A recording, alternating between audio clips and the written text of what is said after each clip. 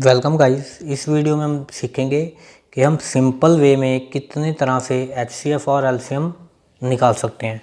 तो सबसे पहली जो मैं एग्जांपल दे रहा हूँ, जैसे कि मैंने एचसीएफ और एलसीएम निकालना है 48, 108 और 140 का। तो देखो, सबसे पहले मैं करवाने जा रहा हूँ आपको प्राइम फैक्टराइजेशन मेथड। तो इसमें क्या करना, हमने प्राइम फैक्टर्स बनाने तीनों नंबर के। तो करने का मेथड क्या है, तीनों को लिखो ऐसे। तो हमें छोटे से छोटे नंबर से स्टार्ट करना है। जैसे ये 2 पे जा रहा है, सबसे पहले छोटे है, ठीक है। तो 2 पे 48 कितने पे जाएगा, 24 पे। अब इसको दोबारा 2 पे डिवाइड किया तो ये जा रहा है 12 पे। दोबारा 2 पे ये जा रहा है अभी 6, दोबारा 2 पे जा रहा है 3, तो अब ये जाएगा 3 पे, ठीक है। तो ये मेरे हो गए 48 के फैक्टर्स मैंने बना लिए। अब मैं नेक्स्ट फैक्टर्स बनाऊंगा आपके 108 के। तो 108 के मेरे फैक्टर कैसे बनेंगे, सबसे पहले ये 2 पे जाएगा, ये आ गया 54। अब ये दोबारा 2 पे जाएगा तो ये आ गया 27। अब ये जाएगा 3 पे, ये आ गया 9। तो अब ये जाएगा 3 पे, तो अब ये आ गया मेरे, ये बन गए। उतनी देर तक करते रहना जितनी देर तक मेरा 1 नहीं आ जाएगा। तो अब मेरी टर्न आ गई 140 की। 140 जाएगा सबसे पहले 2 पे, क्योंकि इवन नंबर है, ठीक है। फिर ये 2 पे जाएगा तो ये आ गया 35। अब ये जाएगा 5 पे, तो ये आ गया 7। अब ये जाएगा 7 पे, तो ये आ गया मेरा 1। तो अब सबसे पहले तो आप देखो कि 48 के मेरे फैक्टर्स क्या बने। 2 कितनी बार आया था 48 में, 4 टाइम्स। तो मैं इसको ऐसे लिख सकता हूँ 2 की पावर 4। यहाँ आप सारा कंप्लीट भी लिख सकते हो, 2 multiply by 2 multiply by 2 multiply by 2 multiply by 3। तो चलो मैंने ऐसे लिख लिया 2 की पावर 4, क्योंकि 2 मेरा 4 टाइम्स था, ठीक है। तो 2 की पावर 4 मल्टीप्लाई बाय 3। तो 108 का मेरा कितने कौन से फैक्टर बने थे, उसमें मेरे बने थे 2 बारी 2 आया, ठीक है, और 3 बारी 3 आया। तो 2 की पावर 2 और 3 की पावर 3। और 140 के कितने बने, 140 में 2 बारी 2 आया था, 1 बारी 5 आया और 1 बारी 7 आया। तो देखो ये तो मेरे अभी बन गए फैक्टर्स 48 के, 108 के और 140 के। तो अभी HCF क्या होता है, HCF होता है हाईएस्ट कॉमन फैक्टर, कि इन तीनों में जो सेम सबसे हाईएस्ट कॉमन जो फैक्टर्स हैं, ठीक है। तो इसका HCF कितना आएगा मेरा, सिंपल। अब ध्यान रखने वाली बात यह है कि इसमें 2 कितनी बारी है, 4 टाइम्स। इसमें 2 कितनी बारी है, 2 टाइम्स। इसके पास 2 कितनी बारी है, 2 टाइम्स। तो तीनों के पास तो 2 है, मीन्स के तीनों में 2 आ रहा है। लेकिन हमें वो उतनी बारी 2 लेना जो कि तीनों के पास सेम कम से कम है। यहाँ देखो, इसके पास भी 2 2 है, इसके पास भी 2 2 है, और इसके, लेकिन 48 के पास 2 4 टाइम्स है। तो कॉमन कितनी बारी हुआ, 2 2 टाइम्स तीनों के पास, तीनों में देखना है, ठीक है। अब इसके पास 3 है, इसके पास भी 3 है, लेकिन इसके पास 3 है, तो 3 तीनों में कॉमन नहीं है। तो एक आप ऐसे भी सिंपल लैंग्वेज में बोल सकते हो कि तीनों में जो सेम है उसकी मिनिमम पावर आपने HCF में लेनी है। HCF में 2 की मिनिमम पावर तीनों के पास जो थी वो 2 थी। अब 5 इसके पास है, लेकिन बाकी दोनों के पास नहीं है। 7 भी इसके पास है, बाकी दोनों के किसी के पास ही भी नहीं है।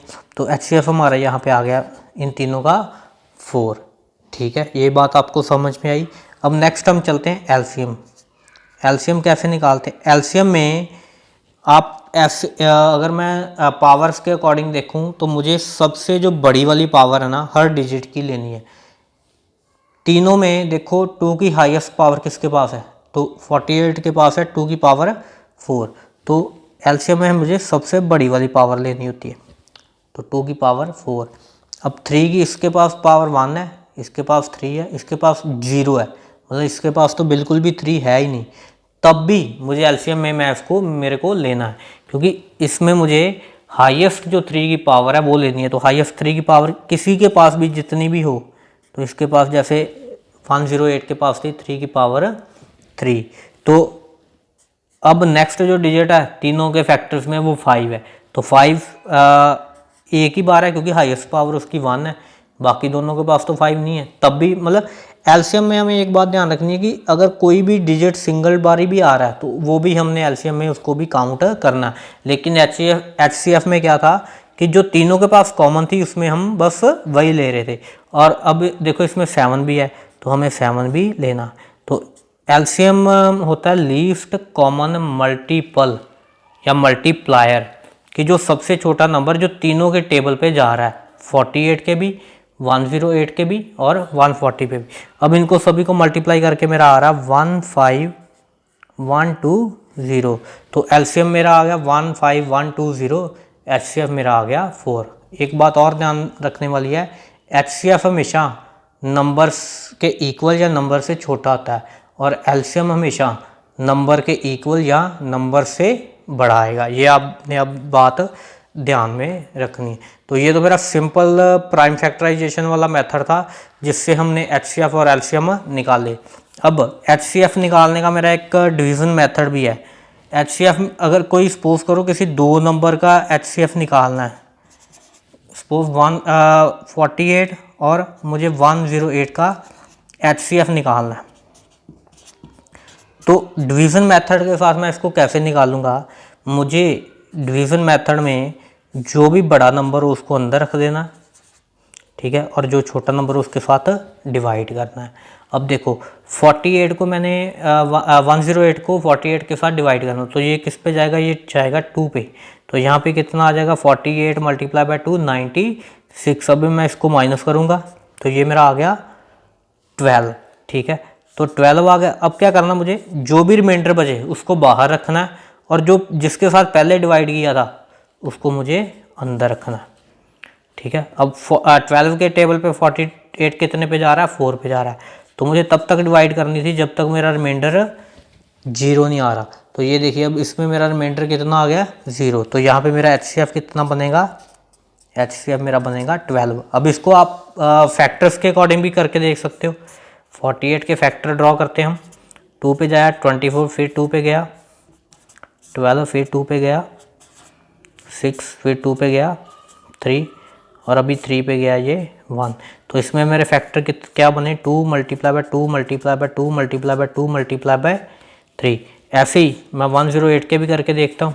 ये गया 2 पे 54, दोबारा गया 2 पे 27, 3 पे गया 9, 3 पे गया।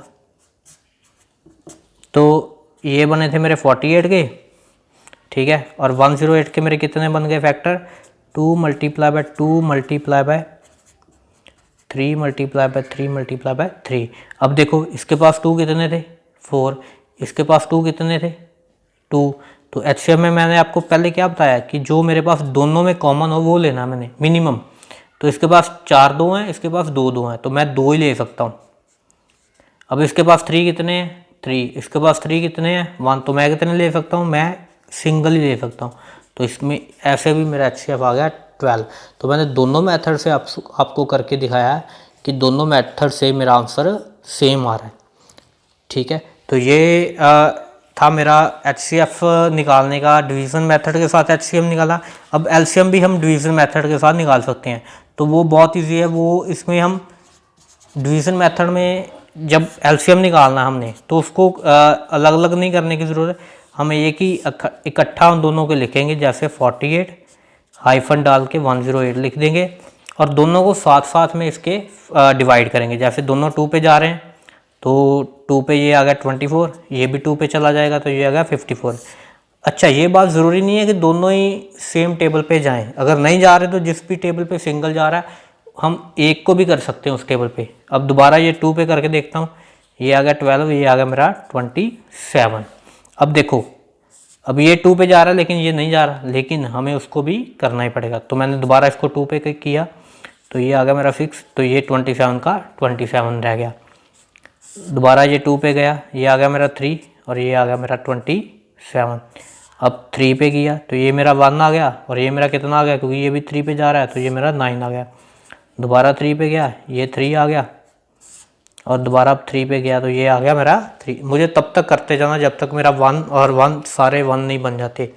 तो अब जितने भी मेरे नंबर आए उनको मैं मल्टीप्लाई कर दूंगा तो वो मेरा आ जाएगा एलसीएम।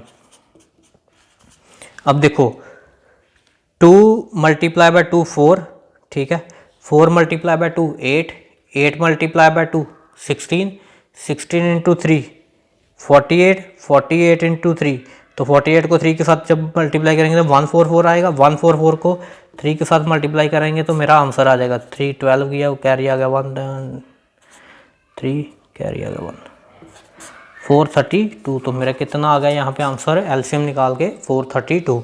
तो ये मैंने आपको बताया कि एलसीएम डिवीज़न मेथड के साथ कैसे निकालते हैं। ऐसी सिंपल वीडियोस के लिए आप मेरे चैनल को सब्सक्राइब कर दें और लाइक का बटन दबा दें। Thank you.